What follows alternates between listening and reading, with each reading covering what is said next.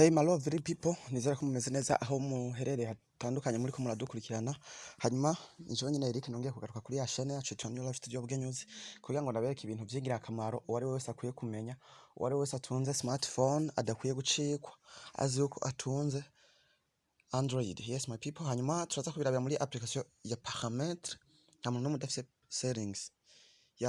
Hanyuma muri settings hari ibintu byinshi, ubundi habayo ibintu byinshi bitandukanye kandi ndagomba ngo muri iyi minsi mbaye ndabasobanurire settings kakunya nari maze iminsi ndabasobanurira WhatsApp. Wari wese ubu utuntu twinyegeje muri WhatsApp, yaba utwo bagiye barongeramo mu ma updates bagiye bakora, yagiye atusobanukirwa. So reka duhere kuri kano kantu kitwa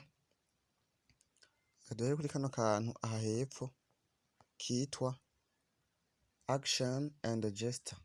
No munsi bariko ndabigisha ko action and gesture, hanyuma ubutaha naho nzoza ndabereka nakandi mugende mu bisobanukirwa.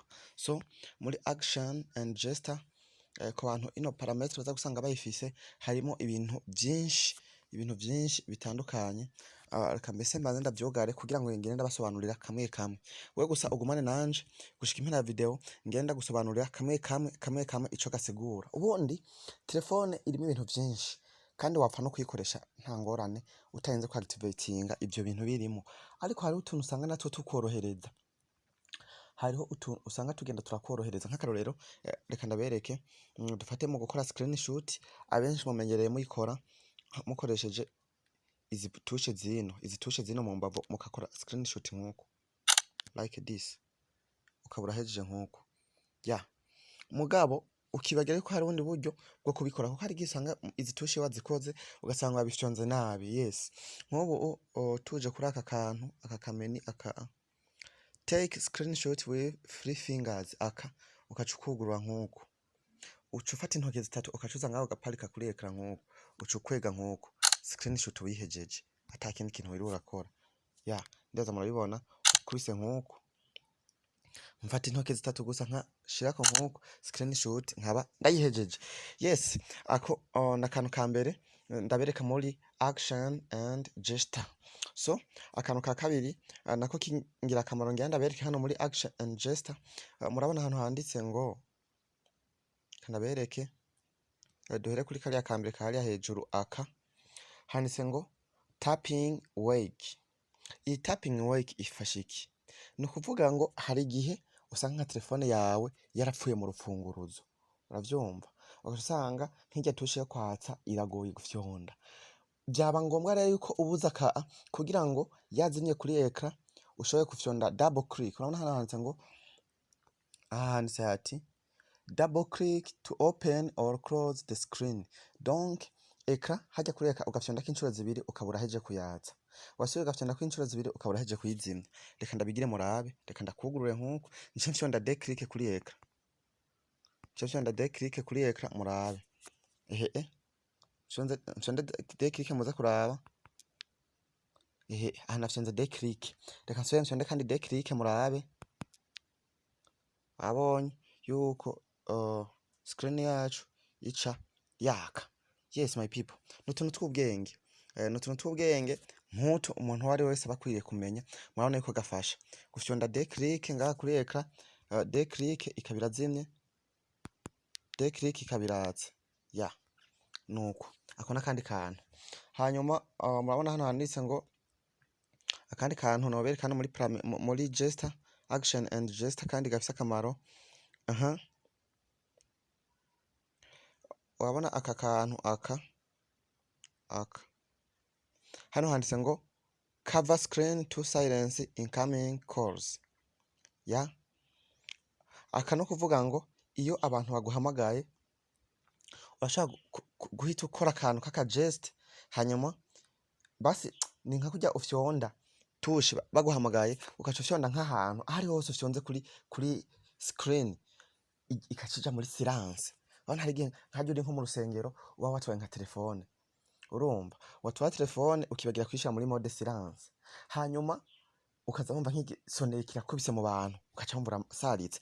Aha rero ubushatse ngo ukidoma ko rimwe gusa kuri ekran, ukidoma ko rimwe icija muri silence, apere igumemwo mugabo ya volume y'amajwi icigabanuka. Urumva ko naka ari akantu gafasha. Aka rero uca activatinga komsa. Yes. Hanyuma akandi kantu kandi gafite akamaro ngaha ntugira ntaberetse naka kitwa lift to wake. Nuvuga lift to wake, lift to wake iyi uyactivatinze nayo ikigufasha iki? Lift to wake ni kwa kundi hanyuma kajya kakava silence nubwo wofyonda kuri rya buto ya screen ya power off na power on hose iciceceka nuko ata muntu telefone mwari kuraba yari guca isona kajya kigasona nyine nk'igisoneri nk'ifyonda ahantu hari hose kuri ekra canke kuri touche amaji acavamo ikimera nk'igiye muri silence hacasigara kuri screen gusa hanyereka ya calling incoming call.